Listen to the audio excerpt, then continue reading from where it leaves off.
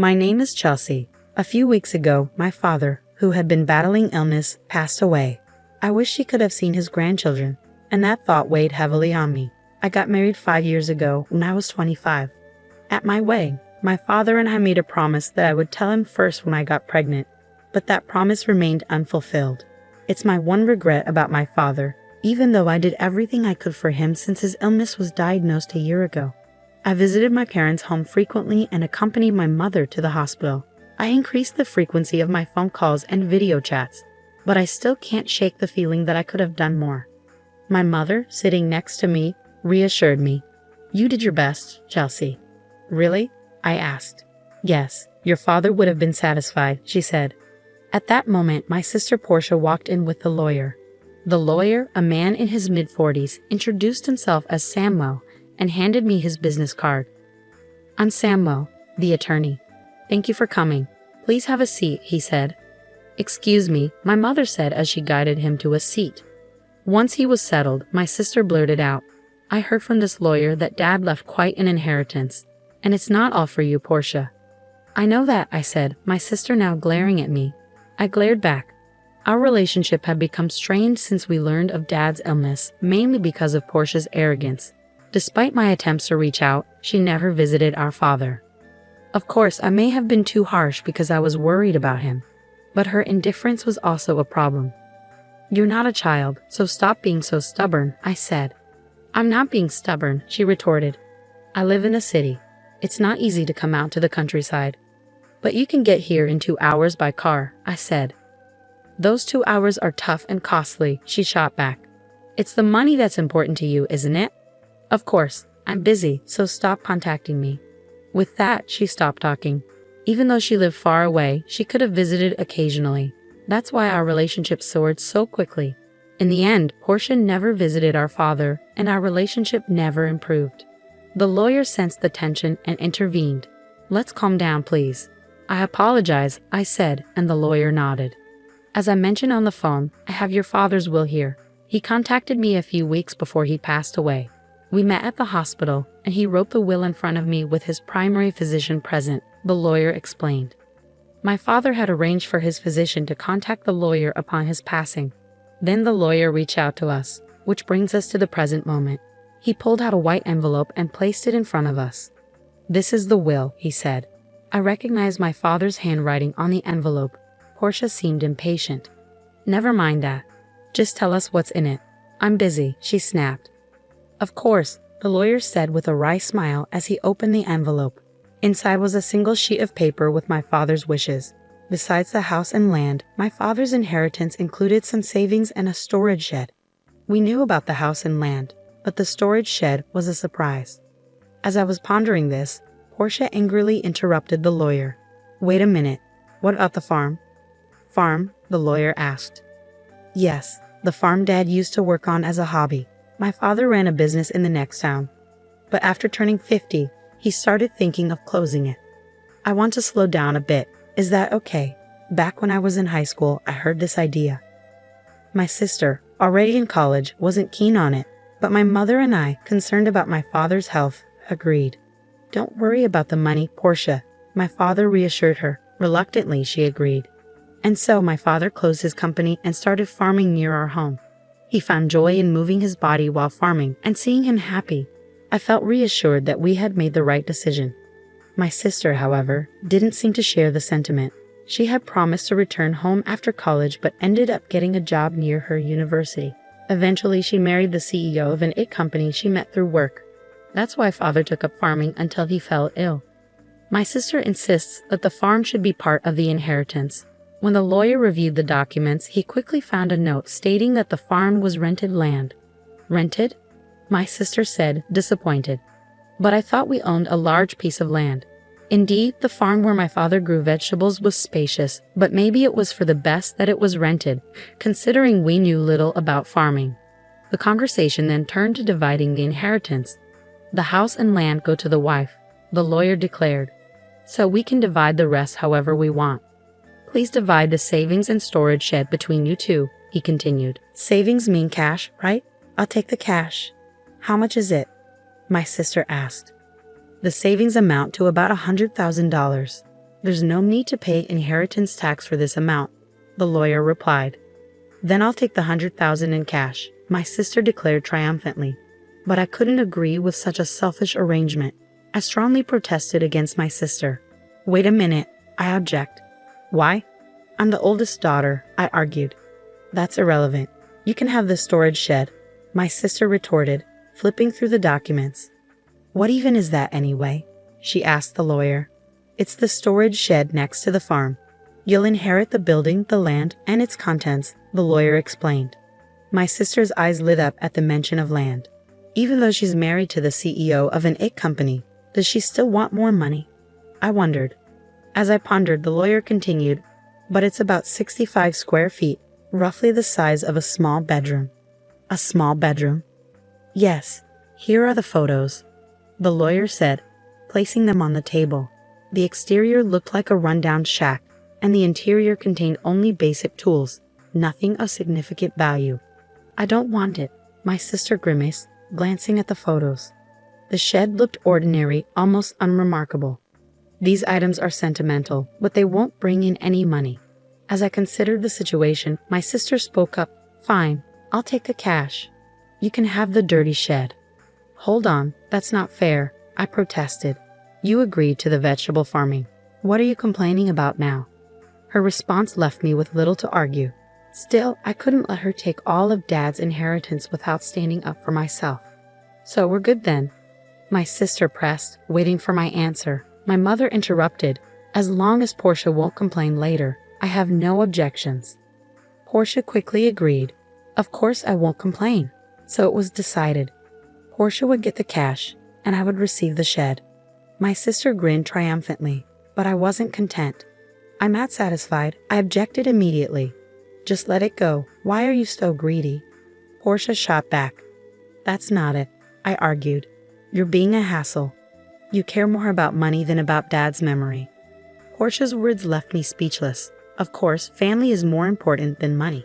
While money matters, it should never be more valuable than family. But before I could respond, my sister abruptly ended the conversation. In the end, my mother received the house and land, while Portia got Dad's savings. All I was left with was the shed. My sister signed a document agreeing not to dispute the inheritance division and then laughed loudly. Frustrated, I vented to my mother. "Mom, why didn't you help me?" "I did help you," she replied. "How?" "You let Portia take the cash. I made sure you got the shed," she said with a smile. I pouted in response, but my mother added, "You might find something surprisingly good if you look closely." The next day, I collected the key from the lawyer and headed to the shed near the field. It was a 10-minute walk from home along a quiet rural road. Finally, I reached the field my father had rented for the past year. Now that he had been hospitalized, the field stood empty. I unlocked the shed and pushed the door open. "Wow, it's dusty," I muttered as a cloud of dust greeted me. The shed clearly hadn't been cleaned in a while. Still, there might be something of sentimental value left by Dad, I thought, glancing around. But the interior was just a dirty shed, filled with farming tools and not much else. While the tools might have sentimental value, they were nothing extraordinary. Maybe I should just take what's inside for now. I mumbled as I continued to survey the room. That's when I noticed something strange. "Huh," I muttered. The inside of the shed seemed smaller than it looked from the outside. Perhaps it was the dim lighting, but the space felt a bit more confined than I had anticipated. Could it be my imagination? I stepped outside to take a closer look around the shed, but the feeling that something was off remained. After thinking it over, I walked around to the back of the shed, where it was bordered by a thicket of trees. To my astonishment, there was another door at the back. "Wait, another entrance?" I gasped. From inside the shed, there had only been a solid wall, indicating the only entrance was the door I used earlier. Yet, from the back, there was another door. I was puzzled. How could there be a door at the back that wasn't visible from inside? This suggested there was a separate space accessible only from the outside. Excitement surged through me as I realized this could be one of Dad's surprises. He loved surprises and often surprised me on my birthdays. The memories brought tears to my eyes. Determined to uncover Dad's hidden surprise, I hurried back into the shed and began searching for the key to the back door. If Dad had left something special, he would have likely hidden the key somewhere in the shed. I let my instincts guide me as I began the search. I rummaged through the shed and eventually found 2 keys hidden in the handle of a shovel. Curious, I went around to the back and tried one of the keys in the door. With a click, the door opened. What could be in here? I wondered. Inside the small space, only about 3 feet wide, stood a large safe. Is this from Dad's company? I thought as I recognized the safe. It was the same one I had seen in the corner of his office when I was a child. Feeling nostalgic, I hugged the safe. This discovery brought back memories of my father and made the inheritance worthwhile. However, knowing Dad, I was sure this wasn't the final surprise. There must be more surprises, I muttered as I inserted the second key into the safe. The door creaked open with a rusty sound. What I saw inside left me speechless. The safe contained an unexpected inheritance. I quickly locked the safe again and rushed to find my mother to share the news. After explaining the situation to her, I called my husband for help moving the safe from my parents' house. It then dawned on me that the contents of the safe were likely part of my inheritance and might require me to pay inheritance tax. I decided to seek professional advice to handle the situation properly. I consulted the lawyer, who recommended I speak with a certified public accountant. With a referral from a friend, I found an accountant and left the complicated matters in their hands. A year passed, and just when I thought things had finally settled down, my sister showed up near my home. What brings you here all of a sudden? I asked my sister, puzzled by her unexpected visit. Well, I had some business at our parents' house, so I stopped by, she replied vaguely, her behavior striking me as odd. It seemed unlikely that she would casually visit, especially given the tension surrounding our father's inheritance. Our relationship wasn't one that involved casual drop-ins. I couldn't shake off my suspicion as I observed her. Despite her nervous demeanor, my sister asked, "Can I come in?" I hesitated for a moment before reluctantly agreeing.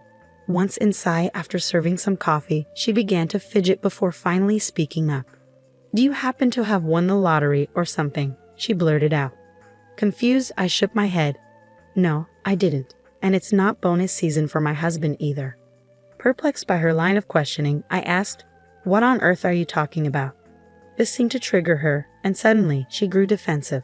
"What are you making fun of me for?" she snapped. "No, I'm not making fun of you. I just don't understand what you're talking about," I replied, trying to keep the situation calm. "Money. You have it, don't you?" "Money," she exclaimed, her voice rising with excitement. It was then that she launched into a story she had heard a few days ago. She had run into our aunt in the city by chance, and their conversation had turned to our father's passing. "I know how hard it's been for you since you lost your father. Are you doing okay?" our aunt had asked. "Yes, well, I visited him many times when he was sick." "Thank you," my sister had replied. "But you must be relieved, right? Getting such a big thank you gift," our aunt had continued. "Thank you gift? Yes, your sister sent me a $500 gift card as a thank you for visiting him," our aunt had revealed. My sister had latched onto this information, convinced that I had sent the gift card. "You came into some extra money, didn't you?" my sister accused, pressing me for an answer. "Ah, so that's what this is about," I sighed, understanding her line of questioning. My reaction seemed to annoy her, and she snapped, "Why are you acting like that? Are you mocking me?" "No, not at all. It was just a thank you gift," I explained calmly. "But where did you get the money for it?" "That's what I want to know," she demanded. "From the inheritance, remember?" My sister frowned upon hearing this. "All you got was that dirty shed." "Yes, that's true, but there was a safe inside the shed. That's where the real inheritance was," I clarified. "Real inheritance?" she repeated, her interest piqued. I went on to explain the contents of the safe. Inside were valuable watches my father had collected as a hobby during his life. I admitted that I didn't know their exact worth, but I estimated the remaining savings at around $100,000. Given my father had been a successful business owner who retired early, this amount seemed modest. It led me to believe he had invested heavily in those watches.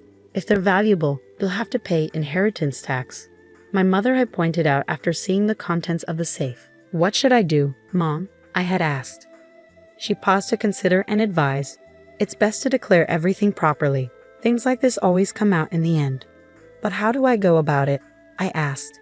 "Let's consult the lawyer we spoke to recently," she suggested. So I scheduled another meeting with the lawyer. I was informed that when you inherit valuable items, the inheritance tax is determined by their current market value. Additionally, I was advised that a certified public accountant could manage the tax situation for me, so I entrusted them with the task. After consulting with the accountant, it was determined that the watches alone were valued at a minimum of $500,000. With such high-value watches, you'll need to pay inheritance tax, the accountant advised. To cover the inheritance tax, I decided to sell some of the watches. Since I lacked expertise in valuing them, it made sense to sell the more expensive pieces to someone who could appreciate their worth. The proceeds from the sale were used to pay the inheritance tax, and I sent thank you gifts to the relatives who had supported us. Those thank you gifts were the gift cards my sister was referring to. Meanwhile, I kept sentimental items like the pocket watch my father often wore. As I shared the story with my sister, I showed her the pocket watch. "This one isn't expensive, but it holds the most memories for me," I explained. Despite this, my sister's reaction was less than enthusiastic. "You don't have any watches left?" she asked. "No, I still have some in the safe," I reassured her. "It's at Mom's place. The safe is too large for my house and was the one Dad used at his company." My sister murmured, looking away and deep in thought. Her expression made me uneasy, but she soon stood up and announced, "I'm leaving now that I know where the money came from." She left without further incident. Given my sister's focus on money, I expected she might demand a share of the proceeds from the watch sales. So I was relieved she left without any fuss. In my relief, I overlooked the earlier unease I felt about her demeanor. However, my relief was short-lived. Late that night, my mother called me urgently. "Chelsea, it's urgent. Please come over right away." "What happened, Mom?" I asked, alarmed by her frantic tone. "It's just really bad," she replied, her voice shaky. My husband and I rushed to my mother's house. As we approached, we noticed something alarming. The area around my parents' house was lit up in red. "What's going on?" I exclaimed. As we got closer, the reason became clear. Several police cars were parked outside my parents' house. I pushed through the crowd and called out to my mother. "What happened, Mom?" My mother told me the story. Around 9 p.m., feeling exhausted, she had already gone to bed. Shortly after, she heard unusual noises, like someone searching for something, coming from the house. Her first thought was that it was a burglar. Feeling alone and vulnerable, she decided to escape through the window. As she looked back, she saw the beam of a flashlight moving inside the house, confirming her suspicion. She ran to the neighbor's house and cried out for help, saying, "There's a burglar." The neighbor immediately came outside and saw the flashlight inside my mother's house. They called the police, assuming it was a break-in. However, it turned out not to be a burglar at all. It was my sister, who had sneaked into the house to search through the safe after hearing my story. Neither my mother nor the neighbor could have known that the intruder was my sister. When the police arrived, my sister was caught off guard and attempted to flee the scene. In her panic, she tried to make a quick escape but bumped into the open door of the safe, causing the already unstable safe to topple over and trap her. "So, Portia got trapped under the safe?" I asked, still trying to process the events. "Yes, that's what happened," my mother confirmed. "She was taken to the hospital by ambulance, but she keeps saying her leg hurts." I was truly dumbfounded. What on earth was my sister thinking? After the incident, my mother and I apologized to the police officers who responded to the call, feeling bad for summoning them so late. I also called my sister's husband to inform him about what had happened. "Wait, so Portia broke into her own family home and got injured?" I asked. "Yes, that's correct," my mother confirmed. When I spoke to my sister's husband, he expressed his frustration. He mentioned that Portia had accumulated a significant amount of debt, primarily from overspending on luxury goods. He had recently discovered this and had gotten into a heated argument with her. In the end, my sister left their house, saying she would borrow money from Mom and pay it back. It turns out my sister had already used the $100,000 she inherited to pay off her debts. Still short of funds, she decided to come to me in search of more money.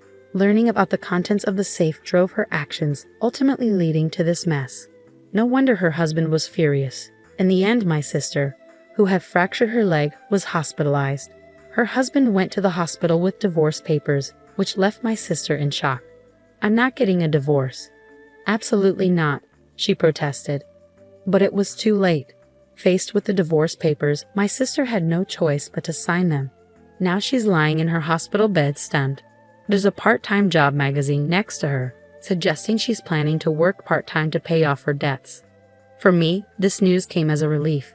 In the aftermath of all the commotion, I decided to move back to my parents' home to support my mother and help take care of the house. There was another reason behind the decision too. I had recently discovered that I was pregnant. My husband and I agreed that moving back home would be best, as my mother could help us with childcare. I wish I could have shared the news of my pregnancy with my father while he was still alive, but I'm certain he would have been happy for us. I'm looking forward to giving birth to a healthy baby and starting a new chapter in my life.